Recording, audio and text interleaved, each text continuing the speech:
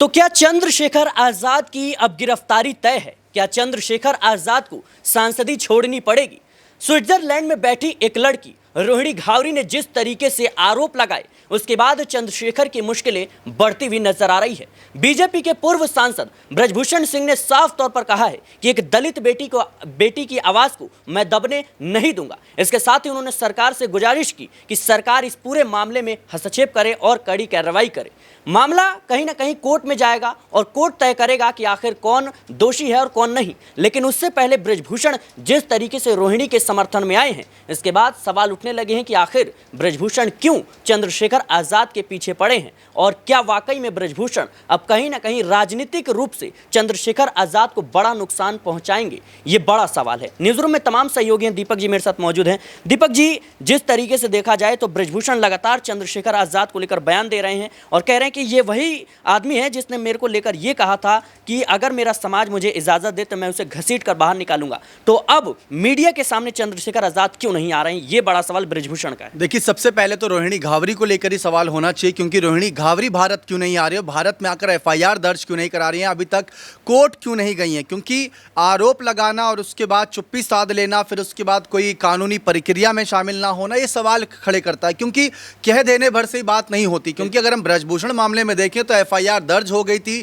Court की सुनवाई चल रही थी, उसमें पॉक्सो एक्ट को भी बहुत तरजीह दी गई थी। तो इस वजह से ब्रजभूषण पर गंभीर आरोप लगाए गए, जिसके चलते कहीं ना कहीं ब्रजभूषण को लेकर चंद्रशेखर ने वो बात रखी थी, क्योंकि उस समय महिला पहलवान धरने पर भी थी। लेकिन रोहिणी घावरी कहाँ है? सोशल मीडिया पर सिर्फ बात कह देने से क्या बात का उनको न्याय मिल जाएगा? इतना काफ़ी नहीं होगा। अगर आपको भारत देश से न्याय की उम्मीद है तो कानूनी तरीके से आपको लड़ाई लड़नी पड़ेगी। बात ब्रजभूषण की आती है, वो तो कहीं ना कहीं तारीफ योग्य बात है कि एक दलित बेटी के लिए इतनी बड़ी बात रख रहे हैं। जबकि बीजेपी की अगर हम बात करें तो कोई लीडर ये बात नहीं रख रहा, कोई और अन्य नेता सवाल नहीं उठा रहा। इस मामले पर तो ब्रजभूषण की तारीफ होनी चाहिए। जबकि चंद्रशेखर से भी सवाल पूछने चाहिए कि जब आप ब्रजभूषण का मामला था तो आप इतने कहीं ना कहीं सामने आ रहे थे, अपनी बात रख रहे थे। लेकिन जब आपकी बात आई तो आप कह रहे कि मैं कोर्ट में जवाब दूंगा। जबकि महिला पहलवानों के मामले में आप कह रहे कि घसीट के लाएंगे, ऐसा करेंगे वैसा करेंगे, जबकि वो कानूनी प्रक्रिया के तहत था। आपका मामला तो अभी वहां तक पहुंचा भी नहीं है, तो आप कह रहे कोर्ट में सारे सवालों का जवाब दूंगा। महिला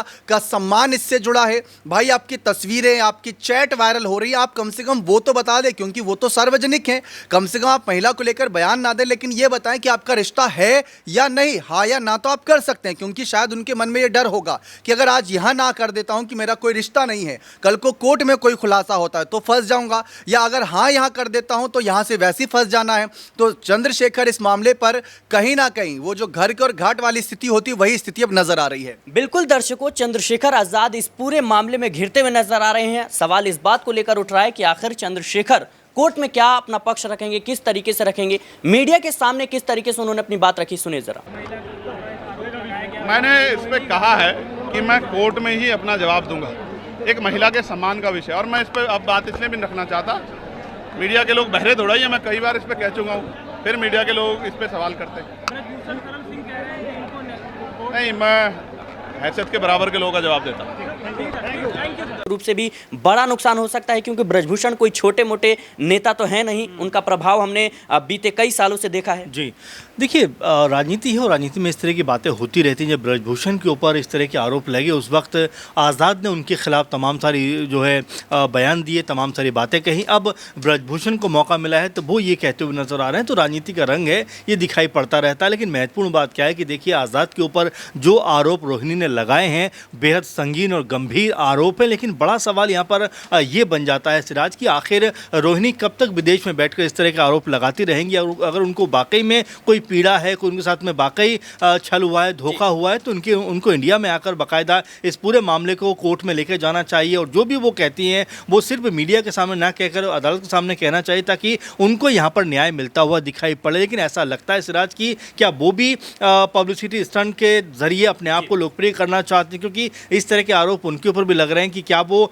बीएसपी के कहने पर ये सब काम करती हुई नजर आ रही है, क्योंकि उनके कई वीडियो ऐसे हैं, कई ऐसे ही चीज़ें शेयर हुई हैं जिसमें ऐसा लगता है कि वो मायावती की बड़ी फ़ैन नज़र आती हैं, जहाँ पर बड़ी तारीफ़ करते हुए दिखाई देती है। अब यहाँ पर आज़ाद को लेकर बात होती है कि क्या वाकई में आज़ाद जो हैं यहाँ अपने आप को कहीं कसूरवार तो नहीं मान रहे हैं, क्योंकि आप देखिए कि मीडिया के सामने आकर कोई भी बात को वो रखते हुए नज़र नहीं आ रहे हैं। वो ये कहते हैं कि भाई अगर कोई बात है भी, इसमें अगर किसी तरह की सच्चाई है भी, तो ये सब अदालत के अंदर ही तय होगा। मैं इस मामले के ऊपर कुछ नहीं बोलूँगा, क्योंकि ये एक महिला के सम्मान का मामला है। तो आज़ाद की जो भाषा शैली है, आज़ाद जिस तरह की बातें कर रहे हैं, उसे ऐसा लगता है कि आज़ाद इस पूरे मामले के ऊपर जो बात है वो बड़े तौर तरीके के साथ में रखना चाहते हैं, क्योंकि उनको पता है कि उनकी एक भी बयानबाजी कहीं उन्हीं को नुकसान पहुंचाती हुई नज़र ना आ जाए। क्योंकि आप देखिए कि रोहिणी ने 2024 में यही ट्वीट किया था कि अगर मैं जो है आज़ाद को इस मामले पे घेरती हूँ अभी, तो उनका राजनीतिक करियर कहीं ना कहीं दांव पे लग जाएगा। इसी मकसद के साथ में उन्होंने उस समय नहीं किया, लेकिन अब वो ये कह रहे हैं कि मुझे इंसाफ चाहिए, और सिर्फ मुझे नहीं बल्कि मेरे साथ में कई लड़कियाँ ऐसी हैं जिन्होंने इस तरह गंभीर आरोप आज़ाद के ऊपर लगाए हैं। बिल्कुल दर्शकों, रोहिणी घावरी ने आरोप तो लगा दिए, लेकिन जैसा कि हमारे सहयोगी दीपक जी ने कहा कि आरोप लगाने भर से नहीं होगा। आप कानूनी कार्रवाई कीजिए, कानूनी कदम उठाइए। अगर सही में आपके साथ कुछ गलत हुआ है तो आप जाहिर तौर पर तमाम तरह की प्रक्रिया है उसका कह सकते हैं कि उसका इस्तेमाल कर सकती हैं और खुद के प्रोटेक्शन किए। लेकिन रोहिणी घावरी का साफ तौर पर कहना है कि चंद्रशेखर आज़ाद के साथ मेरे रिश्ते थे, लेकिन मुझे ये मालूम नहीं था कि वो शादीशुदा हैं, और बाद में जब मालूम चला फिर वो चुप हो गई। लेकिन उसके बाद उनका कहना है कि तमाम और भी लड़कियां हैं, उनके ज़रिए जब मैंने सुना तो फिर मुझे ये मुद्दा उठाना पड़ा। मेरे साथ नाज़मिन मौजूद है। नाज़मिन, इस पूरे मामले को कैसे देख रहे हैं? स्विट्ज़रलैंड में बैठी एक लड़की आरोप लगा देती है, और भारत में जिस तरीके से बृजभूषण शरण सिंह लगातार चंद्रशेखर आज़ाद के पीछे पड़े हैं, क्या लगता है आपको कि राजनीतिक और कानूनी जो